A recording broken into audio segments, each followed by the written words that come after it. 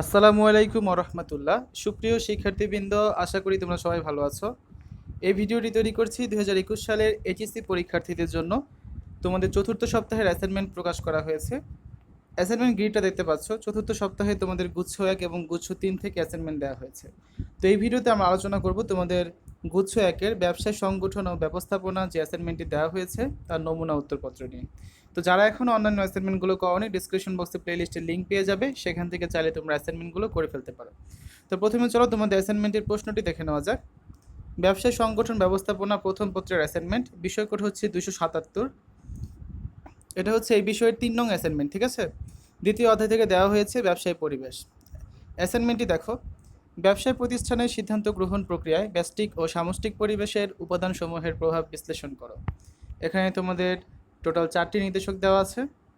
ব্যবসায়ের ধারণা, তা আমি যতটুকু জানি এখানে মিস্টেক হয়েছে, ব্যবসায়ের পরিবেশের ধারণা হবে, ঠিক আছে। কারণ দেখো এখানে বলা আছে উদাহরণসহ ব্যবসায় পরিবেশের ধারণা লিখতে হবে।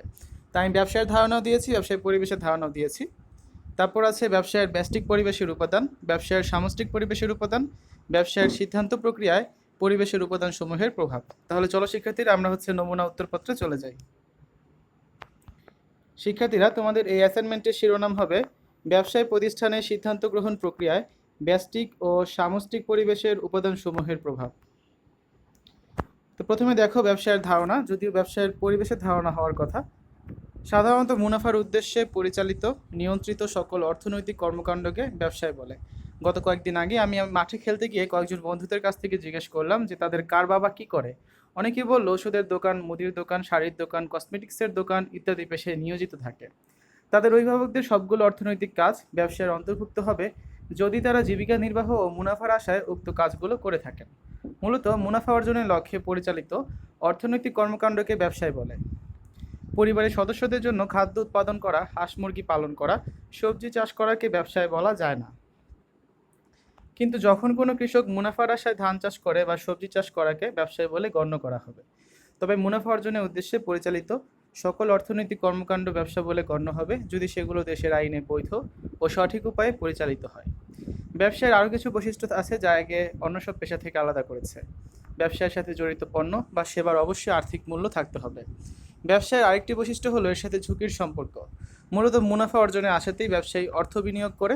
ব্যবসায়িক কর্মকাণ্ডের মাধ্যমে মুনাফা অর্জনের পাশাপাশি অবশ্যই সেবার মনোভাব থাকতে হবে। ব্যবসায়িক পরিবেশের ধারণা, এটা আসলে হওয়ার কথা নির্দেশনায়, তো হয়তো প্রিন্টিং মিস্টেক হয়েছে, তো আমি এটাও দিয়ে দিয়েছি এখানে। ব্যবসায়িক পরিবেশ বলতে বোঝায় মূলত একটি ব্যবসায়িক প্রতিষ্ঠান যে সকল পরিবেশের মধ্যে কাজ করে, অর্থাৎ একটি ব্যবসাকে যে সকল উপাদান প্রভাবিত করে সেগুলোর সমষ্টি ব্যবসায়িক পরিবেশ। ব্যবসা প্রতিষ্ঠানের উপর প্রভাব বিস্তারকারী উপাদানগুলোর মধ্যে আর্থিক, সামাজিক ও সাংস্কৃতিক, রাজনৈতিক, আইনগত, সরকারি নীতি, প্রতিযোগী, সরবরাহকারী ইত্যাদি অন্যতম। ব্যবসায়ের পরিবেশের উপাদানগুলোকে প্রধান দুটি ভাগে ভাগ করা যায়, যথা ব্যষ্টিক পরিবেশ ও সামষ্টিক পরিবেশ। ব্যষ্টিক পরিবেশের মধ্যে কোম্পানি, সরবরাহকারী, মধ্যস্থকারী, ক্রেতা সাধারণ, প্রতিযোগী ও জনসাধারণ অন্তর্ভুক্ত।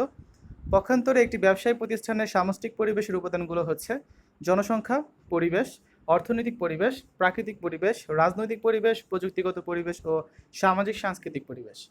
এই পরিবেশগুলোর অনুকূলতা বা প্রতিকূলতার কারণেই ব্যবসায়ের সফলতা ব্যর্থতা অনেকাংশে নির্ভর করে। ব্যবসায়ের ব্যষ্টিক পরিবেশের উপাদান। ব্যষ্টিক পরিবেশের উপাদানগুলো বিপণন কার্যক্রমের উপর প্রত্যক্ষভাবে প্রভাব বিস্তার করে। কোম্পানির ব্যষ্টিক পরিবেশের উপাদানসমূহ নিম্নের চিত্রের সাহায্যে দেখানো হলো।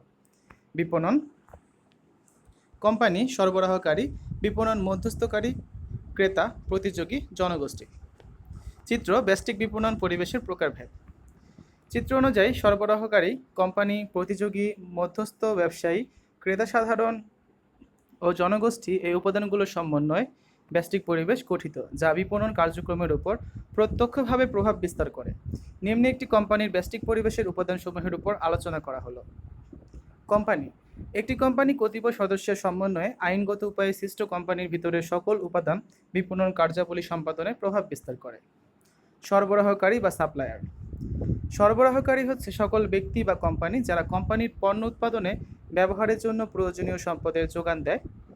একটি কোম্পানি যদি গাড়ি উৎপাদন করে তবে সরবরাহকারী গাড়ি উৎপাদনের সকল প্রয়োজনীয় কাঁচামাল ও যন্ত্রপাতি যোগান দিয়ে থাকে। 3. মধ্যস্থ কারবারি বা মার্কেটিং ইন্টারমিডিয়ারিস। যে সকল ব্যক্তি বা কোম্পানি উৎপাদনকারী উৎপাদিত পণ্য চূড়ান্ত ভোক্তাদের নিকট বিক্রয় করে এবং বঞ্চনা প্রসারমূলক কর্মকাণ্ডে সহায়তা করে তাদের বিপণন মধ্যস্থ কারবারি বা মধ্যস্থ ব্যবসায়ী বলে। 4. গ্রাহক বা কাস্টমার্স। যারা বিপণনকারীর পণ্য ও সেবা সামগ্রী ক্রয় করে তাদেরকে ক্রেতা বা গ্রাহক বলা হয়। কোম্পানির লক্ষ্য অর্জনের ক্ষেত্রে ক্রেতাদের প্রভাব অত্যন্ত ব্যাপক, তাই বিপণনকারীকে গ্রাহকদের সাথে কার্যকর যোগাযোগ স্থাপনের পদক্ষেপ গ্রহণ করতে হয়। 5 নম্বর হচ্ছে প্রতিযোগী বা কম্পিটিটরস। প্রায় প্রত্যেকটি কোম্পানিকে প্রতিযোগিতার সম্মুখীন হতে হয়, বিশেষ করে সমজাতীয় কোম্পানিগুলোকে এই প্রতিযোগিতা ব্যাপকভাবে মোকাবেলা করতে হয়। বর্তমান প্রতিযোগিতামূলক পরিবেশে প্রতিটি কোম্পানি চেষ্টা করছে সর্বোচ্চ বাজার শেয়ার দখল করতে, তাই তারা প্রতিনিয়ত ভোক্তাদের জন্য বিভিন্ন রকম সুযোগ সুবিধা প্রদান করতে ব্যস্ত। 6 নম্বর হচ্ছে জনগোষ্ঠী বা পাবলিক্স। জনগোষ্ঠী হলো এমন একটি দল বা গোষ্ঠী যারা কোম্পানির উদ্দেশ্য অর্জনের উপর প্রত্যক্ষ ও পরোক্ষভাবে প্রভাব বিস্তার করতে পারে। তাই বিপণন পরিকল্পনা প্রণয়ন করার জন্য বিপণনকারীকে বাজারের অধিকাংশ জনগণের কথা বিবেচনা করতে হয়। ব্যবসায়ের সামষ্টিক পরিবেশের উপাদান। সামষ্টিক পরিবেশের উপাদানগুলো কোম্পানির বিপণন কার্যক্রমের উপর পরোক্ষভাবে প্রভাব বিস্তার করে। নিম্নে চিত্রের সাহায্যে উপাদানগুলোর বর্ণনা দেওয়া হলো।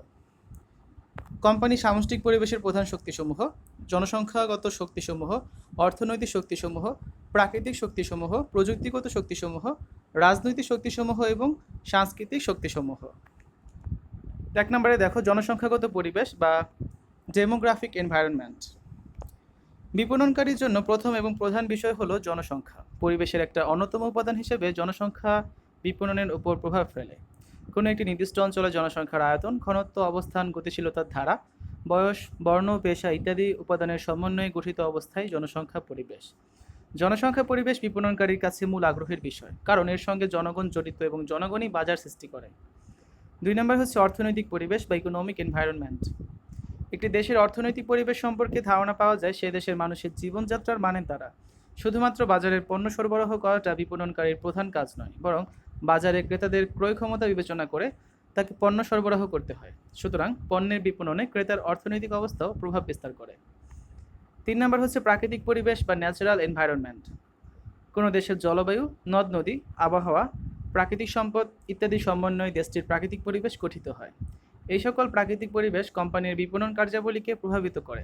প্রাকৃতিক পরিবেশ সেই দেশের উৎপাদন, বণ্টন, ভোগ, জীবনযাত্রা ইত্যাদির উপর ব্যাপক প্রভাব বিস্তার করে থাকে। যেমন শীতকালে গরম পোশাকের চাহিদা বৃদ্ধি পায়, গরমকালে ভোক্তারা শীত বস্ত্র ক্রয় করে না। বিপণনকারীকে প্রাকৃতিক পরিবেশের বিষয়টি সর্বদা গুরুত্বের সাথে বিবেচনা করতে হয়। 4 নম্বর হচ্ছে প্রযুক্তিগত পরিবেশ বা টেকনোলজিক্যাল এনভায়রনমেন্ট। প্রযুক্তিগত পরিবেশের উপাদানগুলোর মাধ্যমে নতুন পণ্য উদ্ভাবন করা হয়, আবার এরূপ পরিবেশ বিপণন কার্যক্রমে নতুন সুযোগ ও হুমকিরও সৃষ্টি করে। প্রযুক্তিগত উন্নয়নের মাধ্যমে একটি দেশে নিত্য নতুন বৈচিত্র্যময় পণ্য উৎপাদনের মাধ্যমে ব্যবসা বাণিজ্যকে গতিশীল রাখা সম্ভব হয়। প্রযুক্তির উন্নয়নের ফলে নতুন পণ্য, ভোগ ও সেবার বৈচিত্র্য দেখা যায়। 5 নম্বর হচ্ছে রাজনৈতিক পরিবেশ বা পলিটিক্যাল এনভায়রনমেন্ট।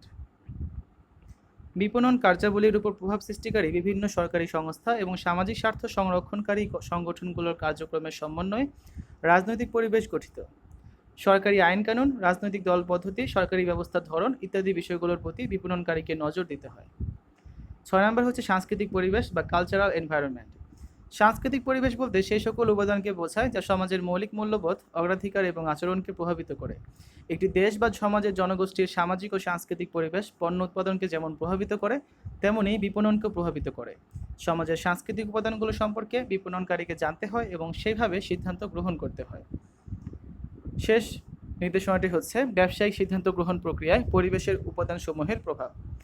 বাংলাদেশ বিশ্বের অন্যতম একটি ক্ষুদ্র ও দরিদ্রতম দেশ। এই দেশের আর্থসামাজিক ও সাংস্কৃতিক পরিবেশ এখনও পুরনো ধাঁচের। রাজনৈতিক পরিবেশ অস্থিতিশীল ও ঘন ঘন পট পরিবর্তন হয়ে থাকে। শিক্ষার হার সন্তোষজনক নয়, মাত্র 45%। অধিকাংশ লোক কৃষি নির্ভর ও গ্রামে বসবাস করে। শিল্পে অনুন্নত মন্থর গতি 6.04%। মাথাপিছু আয় কম, বেকার সমস্যা, মূল্যবোধের অবক্ষয়, জনসংখ্যার ঘনত্ব বেশি, খনিজ সম্পদের অভাব, প্রযুক্তির পশ্চাৎপদতা, জনগণের ক্রয় ক্ষমতা কম প্রভৃতি নেতিবাচক বৈশিষ্ট্য প্রতিকূল অবস্থা বিরাজমান। তো বিভিন্ন উপাদানগুলোর প্রভাব বর্ণনা করা হলো। রাজনৈতিক পরিবেশ বা পলিটিক্যাল এনভায়রনমেন্ট। বাংলাদেশ একটি সদ্য স্বাধীনতাপ্রাপ্ত দেশ। এটি 1971 সালে স্বাধীনতা লাভ করে। এর পূর্বে 1947 সাল থেকে 1971 সাল পর্যন্ত 24 বছর পশ্চিমারা শাসন করে বলে সে সময় এই দেশে তাদের থেকে ব্যবসা বাণিজ্যের উন্নয়নে খুব কম সহযোগিতা পাওয়া যায়। বাংলাদেশে তৎকালীন সময়ে হাতে গোনা কয়েকজন উদ্যোক্তা থাকলেও তারা তেমন সুযোগ সুবিধা ভোগ করতে পারেনি, যার ফলে এ সময় বাংলাদেশে ব্যবসায়ের তেমন কোনো অনুকূল পরিবেশ গড়ে ওঠেনি।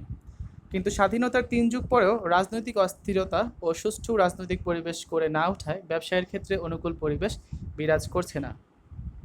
স্বাধীনতার পর সকল ব্যাংক, বীমা, শিল্প কারখানা রাষ্ট্রীয়করণের ফলে ব্যক্তি মালিকানায় শিল্প গড়ে উঠতে পারেনি। ক্ষমতার পরিবর্তন, দুর্নীতি, ব্যাংক অব্যবস্থাপনা, প্রকৃত উদ্যোক্তা চিহ্নিতকরণে স্বজনপ্রীতি, ব্যাংক ঋণ ফেরত না দেবার প্রবণতা, ঘন ঘন হরতাল, অবরোধ প্রভৃতি ব্যবসায়ের সুষ্ঠু পরিবেশ বিঘ্নিত করে। তবে গণতান্ত্রিক সরকারগুলো শিল্পোন্নয়নের জন্য বিভিন্ন সময়ে নতুন শিল্পনীতি ঘোষণা করে ফেলে শিল্পক্ষেত্রে অগ্রগতির লক্ষণ দেখা যাচ্ছে। আশা করা যায় ভবিষ্যতে ব্যবসায়ের সুষ্ঠু পরিবেশ করতে এই নীতিমালা সহায়ক হবে। অর্থনৈতিক পরিবেশ, বাংলাদেশের ব্যবসায় পরিবেশ অর্থনৈতিক দিক থেকে বিচার করলে দেখা যাবে অনুকূল প্রতিকূল উভয় পরিবেশই বিরাজ করছে।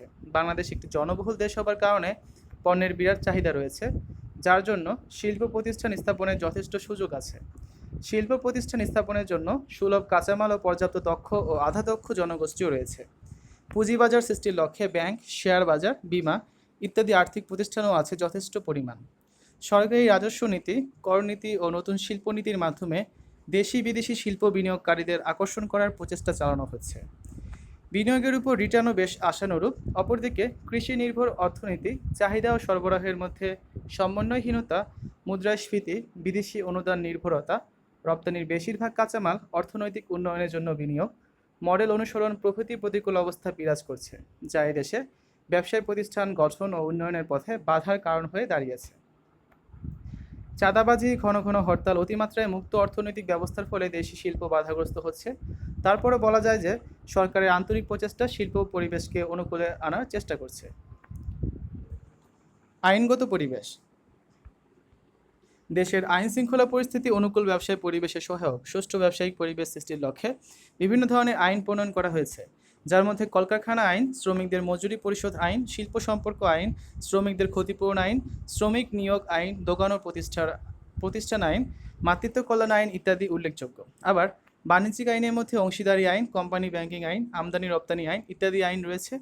কিন্তু বেশিরভাগ ক্ষেত্রে আইনের সুষ্ঠু প্রয়োগ না থাকায় ব্যবসায়ীগণকে প্রায় দুর্ভোগ পোহাতে হয়।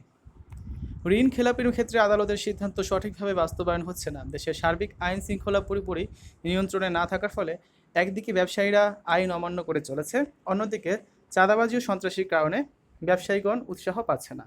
তাই বলা যায় দেশের আইন শৃঙ্খলা ব্যবসায়ের অনুকূল নয় বলে দেশীয় ও বিদেশি উদ্যোক্তাগণ পুরোপুরি আস্থা পায় না বলে সন্তোষজনক বিনিয়োগে উৎসাহিত হচ্ছে না। তো শিক্ষার্থীরা, এ ছিল তোমাদের অ্যাসাইনমেন্টের নমুনা উত্তরপত্রটি। তো আজ এ পর্যন্তই। তোমাদের সকলের সুস্থতা কামনা করে এখানেই শেষ করছি। আল্লাহ হাফেজ।